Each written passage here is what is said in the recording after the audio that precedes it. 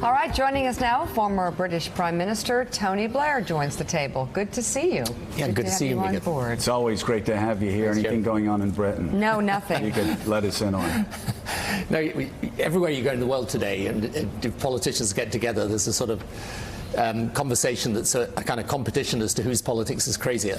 But I can assure you we're winning hands down. So what we don't understand is how, first of all, it continues on and drags on without resolution. But secondly, how does Theresa May survive so many votes that would have destroyed any other prime minister before? Yep, that's a great question. I mean, basically because the Conservative Party is fundamentally divided, as indeed all of British politics is. And so even though there may be moves to remove her as Prime Minister, there isn't agreement as to what comes next or what should be done next, and that kind of helps keep her there. But essentially the problem with Brexit is very simple. You can get out of the political structures, but the question is, do you leave the economic structures of the European Union? That's the single market and the customs union, which are economic structures that Britain's been participating in for 4.5 decades. So you have all sorts of relationships of commerce and trade and business that have grown up on the basis we're in that market. So the question is, do you get out of those economic structures, in which case you're going to have a painful process of adjustment, that's the painful Brexit, or do you stay in them, having left the political structures, in which case you're still playing by Europe's rules, but you've lost your say over them. That's the kind of pointless Brexit. So you've got the choice of the painful versus pointless, and what I think will happen over the next few months is that those choices will then be run in Parliament in a proper, disciplined way, and Parliament will come to a decision with the possibility of going back to the people. So the first time I realized this was a very complicated issue was when Mika and I were talking to some of our friends who had moved over from Manchester. And every time I brought up Margaret Thatcher's name, oh my Lord, you would have thought that I was talking about the devil herself. But I said, you're obviously against Brexit, aren't you? And then she just went on a 20-minute tear. No. Well, yes, we're for Brexit, and then went through a lot of problems and talked a lot about immigration, saying we don't want to be tied.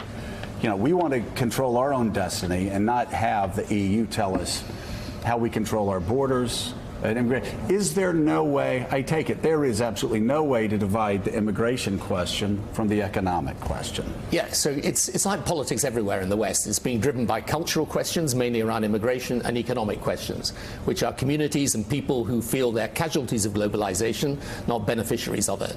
So there's no way round the immigration question wherever you are, and that drove a lot of the Brexit sentiment. The thing is, this is an issue that cuts across traditional party lines, and it also is a very sharp generational divide. So if you look at the over 65s, about 2/3 voted for Brexit. You look at the under 35s, 2/3 or even more voted in favor of staying in Europe. A parallel with Trump voters. Older voters? Absolutely, but you can see it all over the Western world. And you've got a populism of the right, actually a populism of the left as well, and they're in strong competition with each other. And it's all to do with the fact, I think populism is really born of pessimism. You know, people look at the future, they're not sure the next generation will do as well as this generation, and this is what's breaking up politics everywhere. One final question, and then I'll get off the pitch. My concern from afar with Europe for several years has been the fact that Europe's never charted a middle course on immigration. We actually are charting a middle course on immigration. Regardless of what Donald Trump said, Barack Obama actually was tough on the border, made sure that the border was controlled and that borders actually meant something. That doesn't seem to be the case in Europe. And because there's never a center ground, because a politician in Germany can't take a center ground, or France can't take a center ground on immigration and talk about culture, talk about borders, without being called a neo-Nazi, then you just cede the entire pitch, we'll say, to the far right. Do you see that as a problem? Absolutely. I think that is the challenge. It's a really good point. But what is happening today is that I think there is a sense that you've got to put control and order around the immigration question, because if you don't have rules, you get prejudices. So actually today, Europe is strengthening its external borders, and even on the freedom of movement question within Europe, there is a lot of desire for change to make sure that, for example, countries aren't, or companies aren't importing cheaper labor to undercut local wages and so on. So I think there is a way through, and what myself and other people are arguing for in the UK today is that if we get to another referendum and Britain thinks again, Europe should also think again, particularly around these questions to do with immigration and to do with the fact that most people in Europe, because the underlying issues that gave rise to Brexit are really Europe-wide, it's just that Britain had the referendum, but Europe should also understand that people today want to be part of, yes, the cooperative system of Europe, but they want to do it as nation states. So this is the tension that has always been there at the heart of the European project. The only thing is, people always talk about Europe breaking up. It hasn't, and it won't. So as you know well, Mr. Prime Minister, Europe has now given Theresa May and the UK until Halloween, October 31st, to sort out the mess in its own country, kicking the can further down the road. For American viewers who haven't followed every parliamentary vote and every twist and turn, there was a referendum, and the British people voted for Brexit to leave Europe. Why is Theresa May having so much trouble arriving at a deal to get it done? Yeah, well, it's a question a lot of people ask in the UK too. The simple answer is that when you look at the detail of Brexit, there are different types of Brexit. So it's not as simple as just saying you've got to do it. The question is what form of Brexit. And then the question is, with a decision of this magnitude, the biggest decision my country's taken since the Second World War, and with 3 years of this mess, is it sensible to ask for the final say on whatever deal Parliament finally agrees to go back to the people? That's why the thing is still dividing people. But I think we've got the time now to run a process and get out of this. And by the way, whatever happens, we do Brexit, we don't do Brexit, Britain will remain a great country. We'll get back on our feet again. We will recover. What's your best guess about what happens on October 31st or sometime before that? My best guess, but this may be part of what I want rather than what will happen, my best guess is that when Parliament finally takes a decision, it's going to want to share responsibility for that decision with the British people. Jeffrey.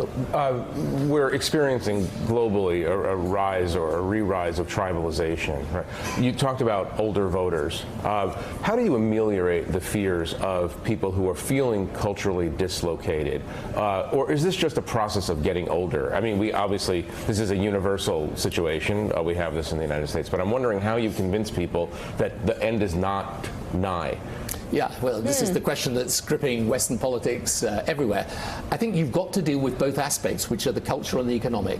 So we were talking about immigration. I think you have to have proper rules and control around it. There's nothing wrong with saying, I believe immigration's been a great thing for my country. It's obviously been a great thing for this country. It helps bring new energy, vitality, enterprise. All of that's true. But people want to know there's some discipline and order in the system. So you've got to play, to a degree, you've got to play defense on those questions around culture and immigration. The second thing is you've got to understand and deal specifically with the communities and the people left behind. But the problem with the populace is that what they do is they put forward these kind of outsized solutions that suck all the oxygen out of the debate, but are more about riding the anger than providing the answers. And for example, I think the single biggest challenge we're all going to face is the technological revolution. It's going to change every aspect of our lives. And yet there's this curious dislocation between the political debate, which doesn't much focus around how we prepare for that, and the real debate, which is out there and going to change people's lives, much more than trade, by the way, will be the impact of technology in the future. It offers enormous benefits. How do we prepare for that? So you've got to prepare your industry, you've got to educate your people, you've got to get the infrastructure of a country right, and you've got to work out how you explain to people the potential benefits and how you deal with the displacement effects. And this is where you'll always get back to a difference between progressives and conservatives, because the progressives will say, well, there's got to be a role for government and the state in helping people through that process. But my view is the progressives will only win this argument if they've got a modern view of what government has to do, and if they're not fighting on a kind of old-style leftism that I think for today's generation, they'll find it a struggle to put that in government. David Ignatius has a question. David? Mr. Prime Minister, Theresa May, the Tory leader, rightly gets a lot of the criticism these days. But what about the leader of your own party, the Labour Party, Jeremy Corbyn? Is it time for the Labour Party to find new leadership that could make Labour again a governing party that could find some way out of this mess? Well, it's not a huge secret that myself and Jeremy Corbyn aren't in agreement as to what should happen with the Labour Party. So, yes, the short answer to your question, David, is I think it would be best at least leave aside the leadership, because it's not just a question of the leader. In my view, for the Labour Party to win, it's got to get back to a centre-left modern progressive position. And if it does that, by the way, it can succeed, but it's got to do that with speed, because right now the other thing that's happening with parties on the left right around Europe at the moment is they tend to move further to the left in response to the move to the right of the traditional right-wing parties, and this is leaving a big space in the centre that's uninhabited. And my basic experience in politics is a populism of the left fights a populism of the right wins. Let me ask you really briefly about just governing systems. When things are going badly here, when we have gridlock, people will start writing op-eds and editorials about how we need to be a parliamentary system. Look at how smoothly things go in Britain, they used to say, right? And so you can chart a course. But this entire episode of Brexit has exposed a weakness in that system as well, where what happened in Great Britain would never happen here, because we have so many checks and balances. The regulators would get it, the federal courts would get it. It would get chopped up in a million pieces before, at the end, there would, we just don't. Our country does not turn on a dime like that based on how people vote on one day. Are there second thoughts, any second thoughts about how to check that moving forward? I think this has been a unique situation in British politics. I mean, I've never known anything remotely like it. So I'm not sure it really offers us deep-seated constitutional lessons. The truth is there is chaos, because this is a massively complicated decision of enormous importance. And in a way, in a strange way, you've needed the chaos to come out with the opportunity to put things on a proper path. So, but in the end, it's for all political parties, the challenge today is, can you reach out to the other side's voters and persuade them? And for the parties in the progressive part of politics, the choice all the time is, are you a party of protest or a party of government? And they're it's a different psychology. I always used to say to people when I was Prime Minister leading my party, the politics of protest, you're the person standing with the banner, right? The politics of government, your face is on the banner, right? It's all yours. A very big cross through it. If you're not prepared for that, stick with the politics of protest, but always remember you're protesting against someone else in government. All right, former British Prime Minister Tony Blair, thank you very much. Thank you so much. Do you remember when he brought the birthday cake to you? I did. On your was 50th birthday. 18 years ago on my 50th birthday. Do you remember doing that? I made you carry it out on the set of Morning Joe. It was so funny. Well, it's great to have you here, and I will be cheering for Newcastle this weekend. Thank you very much. I'm cheering for Liverpool. And well, my family will, at any rate. Anybody that City is playing against. Yeah. It's going to be tough. It will be very tough. I know. Thank you so much. Thanks very much for being on. And coming up, we'll be joined by one of the top House Democrats, Congressman Hakeem Jeffries, as the presidential candidates stake out their ground on health care and taxes. And speaking of that, with Monday's tax deadline fast approaching, Know Your Value contributor Jean Chatzky is laying out the key ways women can maximize their money by making the most of their refund. After all, Jean literally wrote the book on women with money. It's all about setting your financial goals and taking the time to invest in you for the long term. Go to knowyourvalue.com for much more on this, and to sign up for the Know Your Value newsletter, text VALUE to 66866. We have much more ahead on Morning Joe in 3 minutes. Thanks for checking out MSNBC on YouTube, and make sure you subscribe to stay up to date on the day's biggest stories. And you can click on any of the videos around us to watch more from Morning Joe and MSNBC. Thanks so much for watching.